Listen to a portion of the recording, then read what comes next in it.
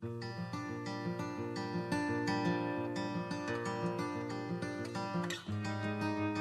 is April the 3rd. Today we see Joshua's battle strategy.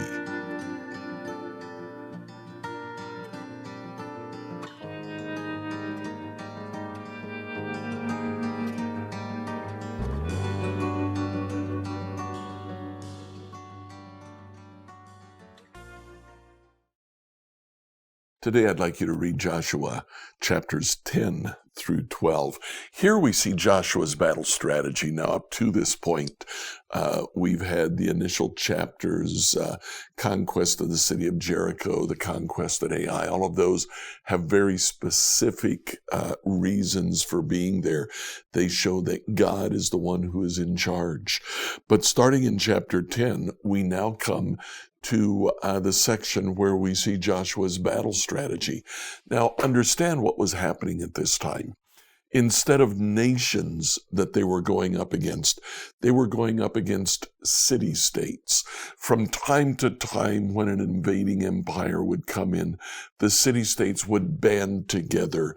And as Israel came in to attack them, they banded together. So in chapter 10, Joshua defeats the coalition of the major city-states in the south. Then in chapter 11, he defeats the coalition of the major city-states in the north. It wasn't Joshua's intention to completely defeat the land. Instead, he broke the coalitions who would be large enough to defend themselves against one or two tribes of Israel. By doing that, now the 12 tribes would be able to take over the territory that the Lord had allotted to them. Joshua gave them the instructions to drive out all of those who would not surrender, who would not capitulate, who would not, in essence, become servants to Israel, who would not, in essence, join Israel. And the whole purpose of that was so that they would not follow the gods of the other nations. Enjoy today as you read Joshua 10 through 12. Joshua 10 through 12, New Living Translation. Joshua 10. Adonizedek, king of Jerusalem, heard that Joshua had captured and completely destroyed Ai and killed its king, just as he had destroyed the town of Jericho and killed its king. He also learned that the Gibeonites had made peace with Israel and now were their allies. He and his people became very afraid when they heard all this, because Gibeon was a large town, as large as the royal cities and larger than Ai, and the Gibeonite men were strong warriors. So King Adonizedek of Jerusalem sent messengers to several other kings, Hoam of Hebron, Piram of Yamut, Yaphiah of Lahisha, and Deber of Eglon. "Come and help me destroy Gideon," he urged them, "for they have made peace with Joshua and the people of Israel." So these 5 Amorite kings combined their armies for a united attack. They moved all their troops into place and attacked at Gibeon. The men of Gibeon quickly sent messengers to Joshua at his camp in Gilgal. "Don't abandon your servants now," they pleaded. "Come at once. Save us. Help us. For all the Amorite kings who live in the hill country have joined forces to attack us." So Joshua and his entire army, including his best warriors, left Gilgal and set out for Gideon. "Do not be afraid of them," the Lord said to Joshua, "for I have given you victory over them. Not a single one of them will be able to stand up against you." Joshua traveled all night from Gilgal and took the Amorite armies by surprise. The Lord threw them into a panic, and the Israelites slaughtered great numbers of them at Gideon. Then the Israelites chased the enemy along the road to Beth Horon, killing them all along the way to Azekah and Makkedon. As the Amorites retreated down the road from Beth Horon, the Lord destroyed them with a terrible hailstorm from heaven that continued until they reached Azekah. The hail killed more of the enemy than the Israelites killed with the sword. On the day the Lord gave the Israelites victory over the Amorites, Joshua prayed to the Lord in front of all the people of Israel. He said, "Let the sun stand still over Gibeon, and the moon over the valley of Ajalon." Soon the sun stood still, and the moon stayed in place until the nation of Israel had defeated its enemies. Is this event not recorded in the book of Jashar? The sun stayed in the middle of the sky, and it did not set as on a normal day. There has never been a day like this one before or since, when the Lord answered such a prayer. Surely the Lord fought for Israel that day. Then Joshua and the Israelite army returned to their camp at Gilgal. During the battle, the 5 kings escaped and hid in a cave at Makkedah. When Joshua heard they had been found, he issued this command: "Cover the opening of the cave with large rocks, and place guards at the entrance to keep the kings inside. The rest of you continue chasing the army and cut them down from the rear. Don't give them a chance to get back to their towns, for the Lord your God has given you victory over them." So Joshua and the Israelite army continued to slaughter and completely crush the enemy. They totally wiped out the 5 armies except for a tiny remnant that managed to reach their fortified towns. Then the Israelites returned safely to Joshua in the camp of Makkedah. After that, no one dared speak even a word against Israel. Then Joshua said, "Remove the rocks covering the opening of the cave, and bring the 5 kings to me." So they brought the 5 kings out of the cave, the kings of Jerusalem, Hebron, Yarmut, Lahisha, and Eglon. When they brought them out, Joshua told the commanders of his army, "Come and put your foot on the kings' necks." And they did as they were told. "Don't ever be afraid or discouraged," Joshua told his men. "Be strong and courageous, for the Lord is going to do this to all of your enemies." Then Joshua killed each of the 5 kings and impaled them on 5 sharpened poles, where they hung until evening. As the sun was going down, Joshua gave instructions for the bodies of the kings to be taken down from the poles and thrown into the cave where they had been hiding. Then they covered the opening of the cave with a pile of large rocks, which remains to this very day. That same day, Joshua captured and destroyed the town of Makkedah. He killed everyone in it, including the king, leaving no survivors. He destroyed them all, and he killed the king of Makkedah as he had killed the king of Jericho. Then Joshua and the Israelites went to Libnah and attacked it. There, too, the Lord gave them the town and its king. He killed everyone in it, leaving no survivors. Then Joshua killed the king of Libnah as he killed the king of Jericho. From Libnah, Joshua and the Israelites went to Lachish and attacked it. Here again the Lord gave them Lachish. Joshua took it on the 2nd day and killed everyone in it, just as he had done Libnah. During the attack at Lachish, King Hormah of Gezer arrived with his army to help defend the town. But Joshua's men killed him and his army, leaving no survivors. Then Joshua and the Israelite army went on to Eglon and attacked it. They captured it that day and killed everyone in it, completely destroyed everyone, just as he had done in Lachish. From Eglon, Joshua and the Israelite army went up to Hebron and attacked it. They captured the town and killed everyone in it, including its king, leaving no survivors. They did the same thing to all the surrounding villages, and just as he had done at Eglon, he completely destroyed the entire population. Then Joshua and the Israelites turned back and attacked Debir.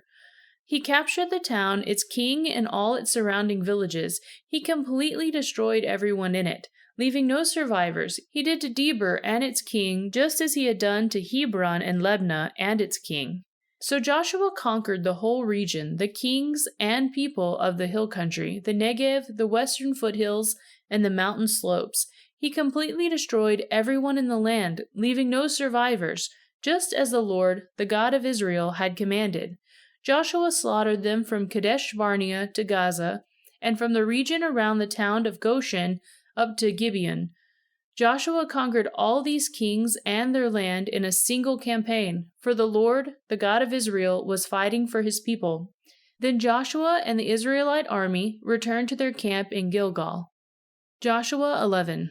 When King Jabin of Hazor heard what had happened, he sent message to the following kings: King Jobab of Madon, the king of Shimron, the king of Akshaph, all the kings of the northern hill country, the kings in the Jordan Valley south of Galilee, the kings in the Galilean foothills, the kings of Nabroth-dor on the west, the kings of Canaan, both east and west, the kings of the Amorites, the Hittites, the Perizzites, the Jebusites in the hill country, and the Hivites in the towns on the slopes of Mount Hermon in the land of Mizpah. All these kings came out to fight. Their combined armies formed a vast horde. With all their horses and chariots, they covered the landscape like sand on the seashore. The kings joined forces and established their camp around the water near Meron to fight Israel. Then the Lord said to Joshua, "Do not be afraid of them. By this time tomorrow, I will hand all of them over to Israel as dead men. Then you must cripple their horses and burn their chariots." So Joshua and all his fighting men traveled to the water near Meron and attacked suddenly. And the Lord gave them victory over their enemies. The Israelites chased them as far as the greater Sidon and Mizrephoth-Marim, and eastward into the valley of Mizpah, until not one enemy warrior was left alive. Then Joshua crippled the horses and burned all the chariots, as the Lord had instructed. Joshua then turned back and captured Hazor and killed its king. Hazor at one time had been the capital of all these kingdoms. The Israelites completely destroyed every living thing in the city, leaving no survivors. Not a single person was spared. And then Joshua burned the city. Joshua slaughtered all other kings and their people, completely destroying them, just as Moses, the servant of the Lord, had commanded.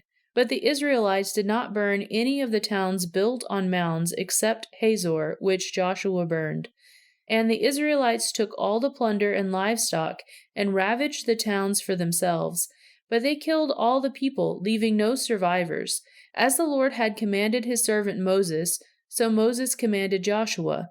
And Joshua did as he was told, carefully obeying all the commands that the Lord had given Moses. So Joshua conquered the entire region, the hill country, the entire Negev, the whole area around the town of Goshen, the western foothills, the Jordan Valley, the mountains of Israel, and the Galilean foothills. The Israelite territory now extended all the way from Mount Halak, which leads up to Seir in the south, as far north as Gilgal, at the foot of Mount Hermon in the valley of Lebanon. Joshua killed all the kings of those territories, waging war for a long time to accomplish this. No one in this region made peace with the Israelites except the Hivites of Gibeon. All the others were defeated, for the Lord hardened their hearts and caused them to fight the Israelites. So they were completely destroyed without mercy, as the Lord had commanded Moses. During this period, Joshua destroyed all the descendants of Anak, who lived in the hill country of Hebron, Debir, Anab, and the entire hill country of Judah and Israel. He killed them all and completely destroyed their towns. None of the descendants of Anak were left in all the land of Israel, though some still remain in Gaza, Gath, and Ashdod. So Joshua took control of the entire land, just as the Lord had instructed Moses. He gave it to the people of Israel as their special possession, dividing the land among the tribes. So the land finally had rest from war. Joshua 12. These are the kings east of the Jordan River who had been killed by the Israelites and whose land was taken. Their territory extended from Aaron Gorge of Mount Hermon and included all the land east of the Jordan Valley. King Shihon of the Amorites, who lived in Heshbon, was defeated. His kingdom included Aroer on the edge of the Aaron Gorge and extended from the middle of the Aaron Gorge to the Jabbok River, which serves as the border for the Amorites. This territory included the southern half of the territory of Gilead. Shihon also controlled the Jordan Valley and regions to the east, from as far north as the Sea of Gilead to as far south as the Dead Sea, including the road to Beth Yeshimoth and southward to the slopes of Pisgah. King Og of Bashan, the last of the Rephtalites, lived in Ashtaroth and Edrei. He ruled a territory stretching from Mount Hermon to Shelka in the north and to all of Bashan in the east, and westward to the borders of the kingdoms of Gesher and Maha. This territory included the northern half of the Gilead as far as the boundary of King Shidon of Heshbon. Moses, the servant of the Lord, and the Israelites had destroyed the people of King Sihon and King Og, and Moses gave their land as a possession to the tribes of Reuben, Gad, and the half-tribe of Manasseh. The following is a list of the kings that Joshua and the Israelite armies defeated on the west side of the Jordan, from Baal-gad in the valley of Lebanon to Mount Halak, which leads up to Seir. Joshua gave this land to the tribes of Israel as their possession, including the hill country, the western foothills, the Jordan Valley, the mountain slopes, the Judean wilderness, and the Negev. The people who lived in this region were the Hittites, the Amorites, the Canaanites, the Perizzites, the Hivites, and the Jebusites.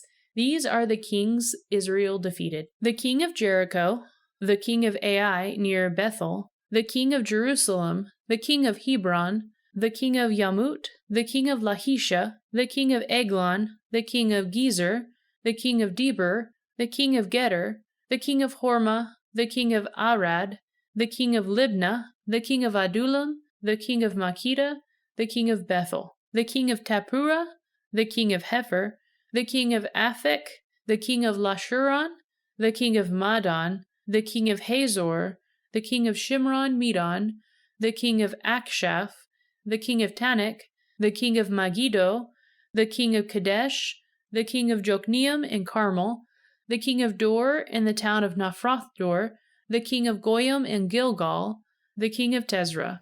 In all, 31 kings were defeated.